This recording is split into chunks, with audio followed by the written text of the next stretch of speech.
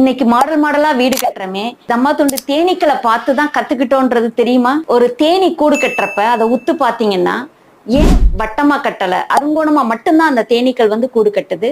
ஏன் செவ்வகமா கட்டியிருக்கலாம், சதுரமா கட்டியிருக்கலாம்.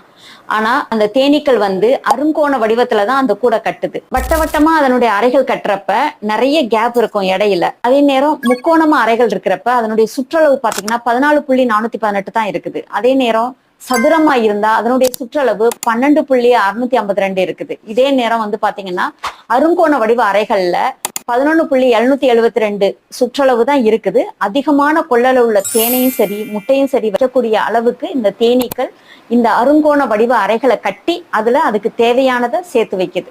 அதுலயும் தேன் சேமிச்சு வைக்கிறதுக்காக அந்த அறைகள் கட்டுறப்ப கொஞ்சம் லேசா தூக்குனாப்புல இருக்கும். முட்டை வைக்கிற இடங்கள் பாத்தீங்கன்னா அருங்கோண வடிவத்துல சமதளமா இருக்கும். பாத்தீங்களா நம்ம தேனீக்கள் எவ்வளவு புத்திசாலி